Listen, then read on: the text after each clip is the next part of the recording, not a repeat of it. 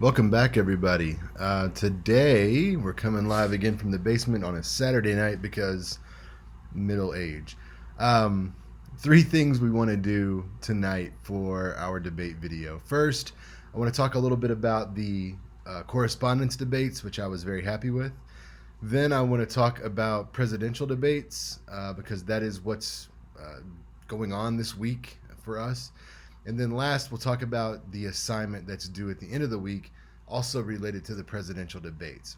And, before you turn me off or put me in the background, hang on. This is going to be fairly painless. And so this week is not designed to really um, do a lot of class busy work. This is something that we're just doing because it's an election year. If it weren't an election year, we wouldn't do this, obviously. And so it's designed to be, maybe fun is the wrong word for some folks. I think it's fun, but for others, it's just an experience as being an American, really. So let's talk about those things. But first, let's review the correspondence debates. So before I even get into that, let me be very clear. I do not think Santa Claus is evil. I don't think monogamy is a terrible thing. And as far as soup and cereal go, I don't know, and I don't really care, right? It was just a topic that seemed to fit really well for our purposes. But I want to say, excellent work. I mean, you all really impressed me with your rebuttals. I mean, almost everyone just nailed down through the list each argument that I used. And most of you made your own arguments in addition to not only telling me why I was wrong, but then telling me what was right. And man, this is the first time I've ever done that assignment because we're, distance based. But it worked really well in terms of me understanding where you are with debate. I was impressed. You did a great job on that. So the feedback is up. And when I say feedback, remember, here's the continuation. So I made the posts about serial monogamy and Santa Claus. Um, then I gave you just a couple lines of feedback. I mean, again, everyone did really well, so there wasn't a need for a ton. And then I responded to your response. And so remember, that was part one of two. Now, that's not due this week. Let's take me to the corner and get this off the screen. And here we go. So we just did correspondence debate one down here.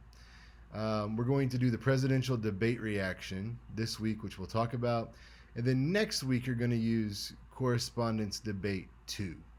So that's the idea there. And you're going to use Monroe's motivated sequence when you respond to the next one. But you know what? You all did so well with that. I may hold off on Monroe's. So I tell you what, if you want to go ahead and work on that, you don't have to, but if you want to get it out of the way, go ahead and do it. Don't even worry about using Monroe's motivated sequence. Just respond, and we'll take it from there. We'll get Monroe's in when we come down to policy debate. It fits really well there as well, so no problem. So that will be again on the week of the second, October 2nd through October 8th is when you'll have that second response due. But from the looks of things, you're not going to have any problems with that. Now, for this week, the big assignment is to watch the presidential debates on Tuesday night, or they'll be recorded and on YouTube probably immediately after. And so you can go there and watch them. So find those and watch them, and I want you to evaluate those. And I'm going to show you the scorecard that I want you to use, and we'll talk more about that at the end of today's video. But let's talk just briefly about presidential debates. And again, before you turn me off or minimize me or whatever, realize this isn't anything that's going to be on a test because we don't have those kind of I mean we have quizzes, of course, but this is just information that I think is really interesting as an American. So we've all heard of presidential debates. You've probably watched a few, but I imagine this may very well be the first election that you all are, some of you anyway, are able to vote in. I remember the first time I voted, and how that's just a memory that sticks with you for a long time. It didn't work out. I voted for Gore the first time, so yeah, you win some, you lose some, I guess. Um, but when you think of these debates, the original design was not to have barbs and cheap shots and to get people who were already on the left or on the right even further. The idea was we didn't have TV, and so you wanted to get a look at the two finalists, if you will, for president, and figure out which one you wanted to vote for. Which one did you like most? And this began in 1858 with Abraham Lincoln and Stephen Douglas. Now, this wasn't for the presidency. This was for an Illinois Senate seat, as you see it there. But between then and the next segment here, this was very common to see. So, what the two of these folks did, they had a series of 7 debates. They went to 7 of 9 congressional districts. Now they went to the other 2 congressional districts, but when they decided to make this an official thing, they'd already been to those 2. So what they decided they were going to have was this setup that you see here. There was no moderator, but there was a very strict structure, and so they would come to town. The town would find a spot for them, big place where everybody could gather around. And listen to this. The debate opened with each one of them speaking for an hour, a full ass hour, on their position for being the leader, right? The senator in this case. Then each one had an hour and a half for rebuttal. Now, that seems like a quick turnaround. There wasn't a, okay, well, let's take a break and come back tomorrow and you can do a rebuttal. No, if the other person's speaking for an hour, you're taking notes the whole time because you've already got your first speech laid out. You're taking notes, and then when it's your turn, you're going to go up and hit with that rebuttal. But you've got to prepare an hour and a half speech in less than an hour, really, as the other person is speaking. The debate closed with half-hour responses to rebuttals, and something that we're really not familiar with today, there were no direct questions or interruptions allowed. And, even now, if a moderator in Tuesday night's debate says, okay, no interruptions, please, let's not do this, direct all your questions to me, the moderator, not each other. Let's say that happens. I don't know that it will. But we would still expect there to be interruptions. Trump would chime in with something. Joe would probably say malarkey about something. I mean, these sort of back and forths are expected now. And our candidates, especially 2 older white dudes in their 70s, who, I mean, they're trying to show dominance over each other. Let's be honest, what this is that we're watching. They're going to interrupt each other to do that, but not these 2, right? Back in the day, had one of them interrupted the other, the audience would not have seen that in a positive light. It wouldn't be seen as dominance. It would be seen as being rude or inappropriate. So times have changed. So Lincoln actually in that election cycle won the popular vote but lost the election. Yep, it's not just Hillary. It happens to the best of them. In this case, Abraham Lincoln. But of course, he made a pretty good rebound up until a point.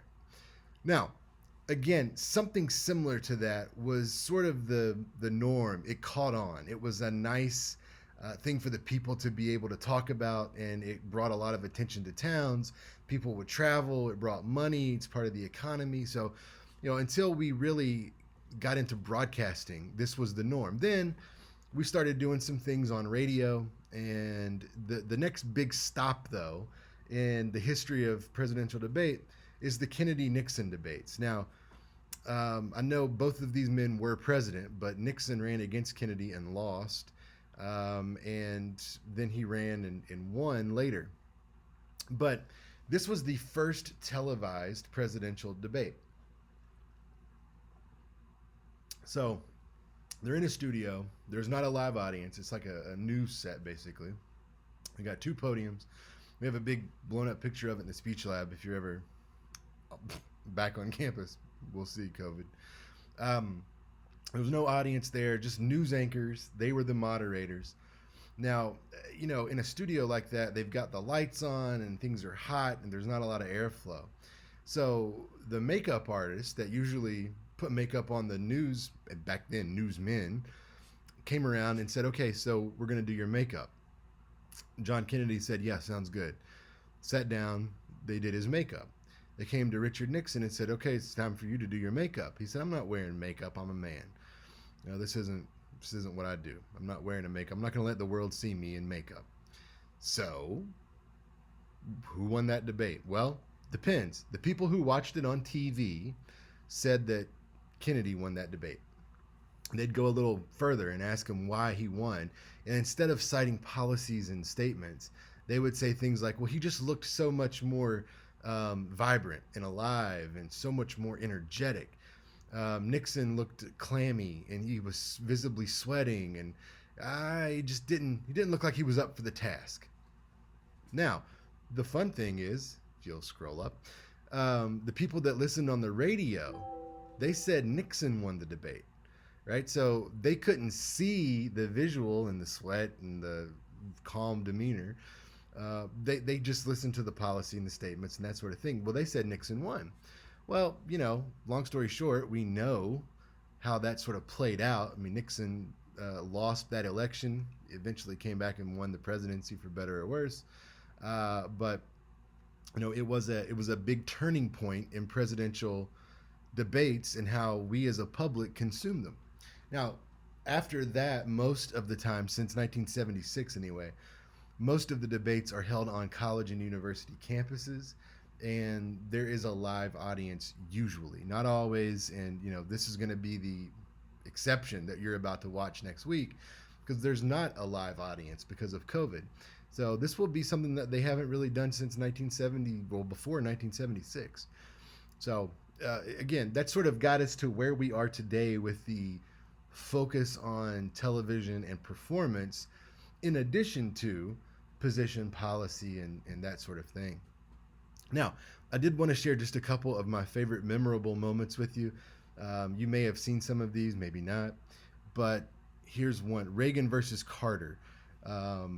So Reagan defeated Jimmy Carter when they ran in 79 or so 80. But Carter was the president already. He was the incumbent. Reagan was the challenger. And Jimmy Carter was known to do his little Southernisms. So he would start, talking and, oh, well, back on the farm, we blah, blah, blah. Now, some people, like Southerners, really liked that. They liked that style of storytelling. Other people were just maddened by it, thinking, okay, let's hurry up and get to the point here, Chief. Like, we've got things to do. And so, talk about interruptions. In the middle of one of these soliloquies, basically, that Carter would get in the middle of, Reagan just leaned into his mic and, there you go again. And the crowd laughed. I mean, they just laughed, and Carter stopped his story. And it was clear in that moment, who was in charge of that stage. So having those short little bursts, again, just to juxtapose that to the Lincoln Douglas debates, really is changed in terms of our culture's view of it. From terrible and rude to that could make the difference who I vote for. You never know. Another one was the vice presidential debate, which I'm really looking forward to this year as well. You had Dan Quayle, who was George H.W. Bush, the first one, versus Lloyd Benson. So he was an admiral in the, I think, the Navy. Yeah. And so Dan Quayle, that Benson was beating him over the head with this experience thing. You're too young. I think Quayle was, in his early 40s, which for a politician is super young. And he said, Dan Quayle says, you say I don't have enough experience for the job, but I have the same amount of experience as JFK when he ran for president. They were the same age at the time. And then Lloyd Benson says, Senator, I served with Jack Kennedy. I knew Jack Kennedy. Jack Kennedy was a friend of mine. Senator, you are no Jack Kennedy. I mean, and in that moment as well, the audience audibly reacted. Some, awkward laughs, some gasps, some, mumbles. But it was a very intense moment where you've got this older man basically schooling the younger guys, saying, "Oh, you think you're hot stuff? No." And then how dare you compare yourself to JFK? Did you know him? No, you didn't. I did, and trust me, he wouldn't like you. Basically, is what he told him, and it was a very impactful moment again. Although this time in the vice presidential debate. Another one here that you've got a nice picture of, and we're going to use this picture again in just a second, well, a different version of it. But this one, you see George H.W. Bush on the left, Ross Perot in the middle, and then Big Bill Clinton there on the right. We know who won this, right? Clinton won this election. George H.W. Bush on the left was in charge, or I'm sorry, was the president. I guess he was in charge of the country at the time. But this election debate was going on a little longer than he thought. And you see in the picture him checking his watch. So he looked at his watch, and who cares, right? But the camera just happened to be on him when he looks down at his watch. And that got played in the news just over and over and over again. There was an ad that was basically like, do you have time for your country, sir? And it's him looking at his watch like, oh, you're in such a hurry. You don't really care about us. You've got other things to do. And it was effective. Obviously, he lost that debate. Another moment from this debate, you see, it's Clinton's team steals the chairs. Now, I want you to, let's go back up here. Look how comfortable Bill looks. Ross Perot looks pretty comfortable, except if you'll notice his foot here. Ross Perot's like 5 feet 2 inches tall. Like, he's a tiny little dude. Bill, I think, is like 6'3", and H.W. Bush is somewhere in the 6-foot area. He's obviously standing up here. But if you go down, now you'll see Ross is now standing up. Bill still looking relaxed, right? Look at that body language there. Really relaxed. H.W. Bush looks super uncomfortable. He's sitting like a little boy in the chair. He's got his hands here. He just seems to be uncomfortable. Now, fun fact. So, a guy that ran Clinton's campaign, a guy named James Carville, who's still around, still does political stuff. He's from Louisiana. He's bald, and he sounds like he's just a nut job because he's so loud and southern when he talks. But he was in charge of this campaign. And they got into the room where it was going to happen here, and they saw the basic setup. And so what they did was go to the furniture store and buy a ton of chairs, okay? They then got Bill to sit in all the chairs and figure out which one he was most comfortable in. And so the ones on the stage are the ones he was most comfortable in, because the team then came back unbeknownst to everyone else, and this didn't come out until 5-6 years ago. They came back to the debate site, went in with the 3 chairs that Bill liked, put them out, and then took the other chairs, by the way, that everyone had been using to practice, took those out and replaced them with the chairs that Bill liked, and no one really seemed to notice that it had happened. But Bill knew, and look at him. I mean, he's just super comfortable. It's the one that fit his body the best. It's the right height. It's the right, everything for him. So that's a nice little moment there. You've got McCain versus Obama and the tongue incident. Now, it looks like McCain is chasing Obama, making a face at him, as if to sort of ridicule him. But that's not what happened here.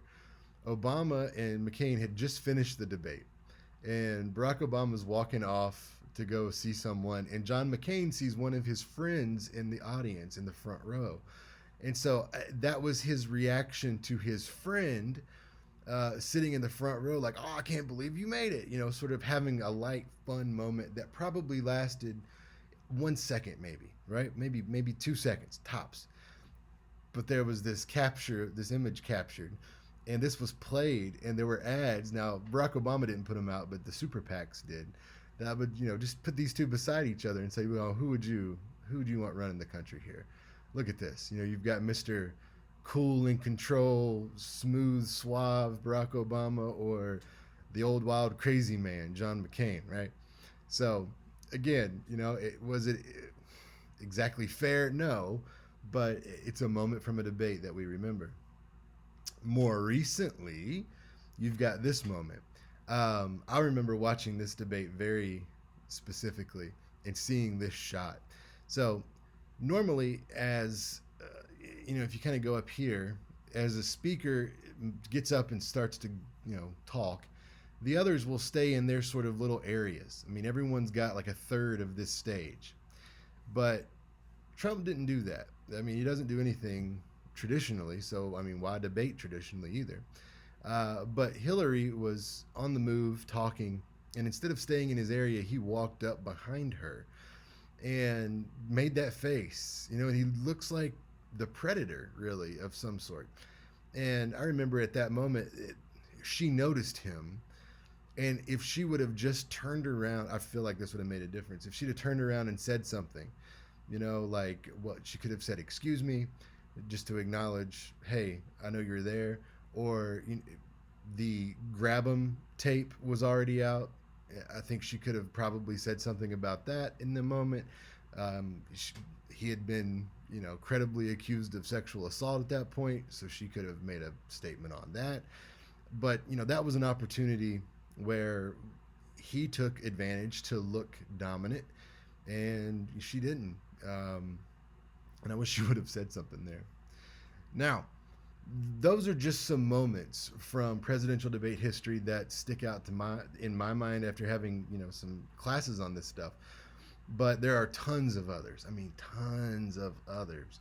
And even back before there were proper debates in America, we had series of stump speeches where candidates would go around and give speeches. And there was one where I think it was Andrew Jackson, a guy jumps up with a pistol, two pistols, fires them both. One misfires, one hits him in the chest, and he insists on finishing the speech before he goes and gets help. I mean, they don't make him like that anymore, thank God. But anyway, this is some stuff to sort of maybe compare this coming debate to. Again, it's a different setting. There's not going to be an audience, but this is a big made-for-TV moment in our country. So enjoy it, and if not, at least realize you're getting credit for watching it. Because that brings us to the more important point. Let's jump over to this. This is the wrong class. Let's go to your class. And in documents, I've made a week 5 folder now. I'm about to put this video in there.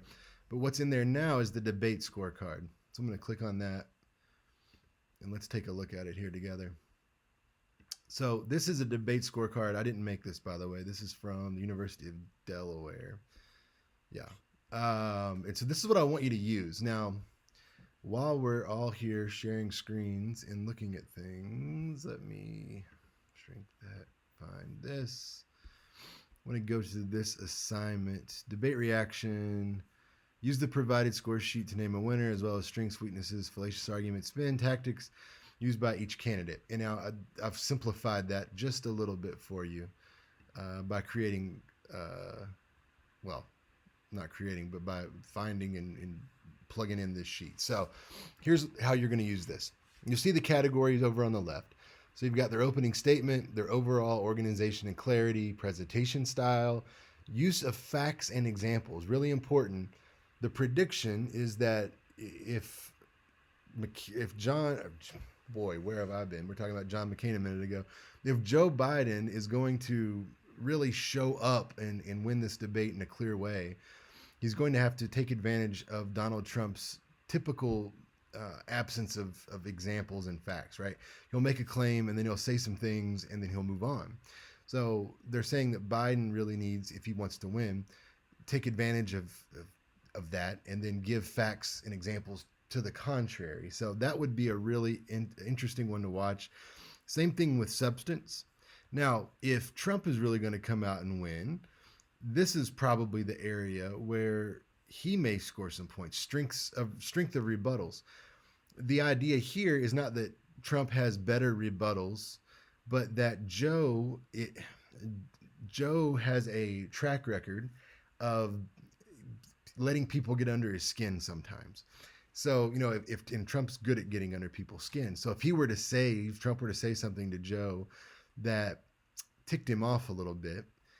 He's got, again, his history suggests that he may go after Trump for the thing that ticked him off and forget about the actual substantive thing that was brought up that started all this. So keep your eyes on that one as well.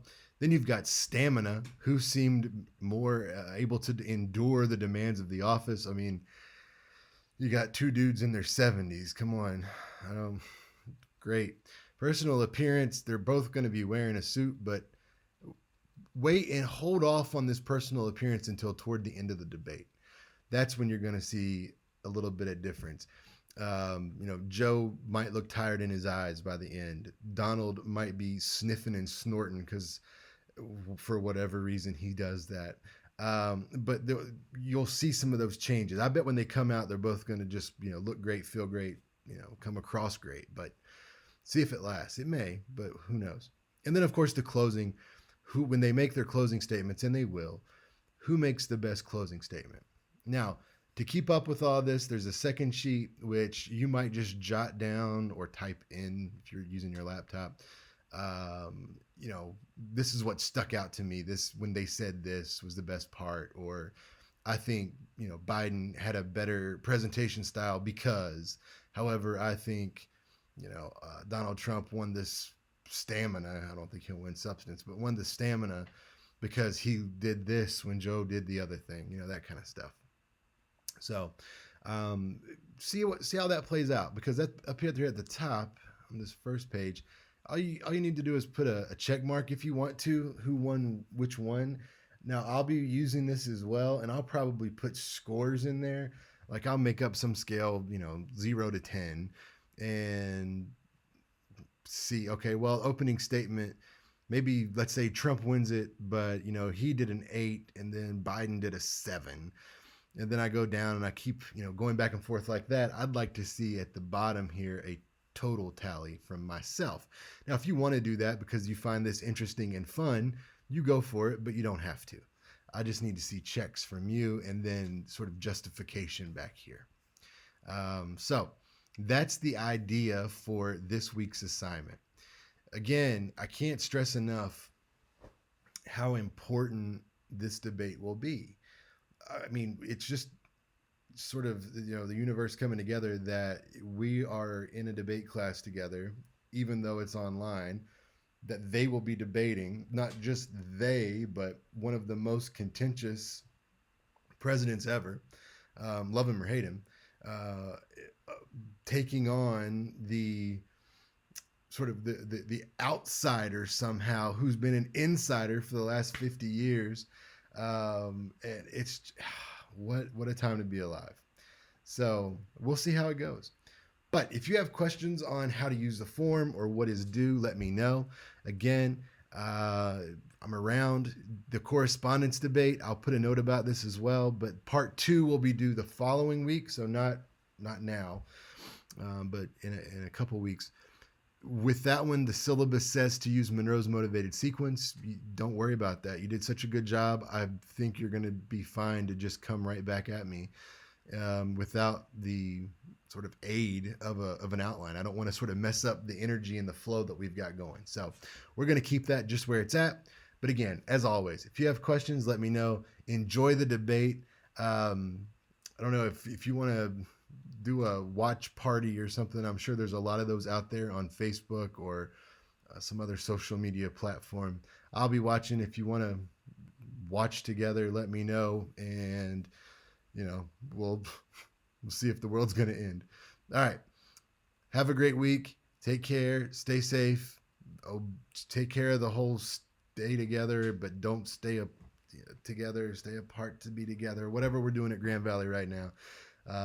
Especially in Ottawa County. Let's make sure that we get to come back to school in the wintertime so that you get your money's worth and I can get out of the house. All right, bye.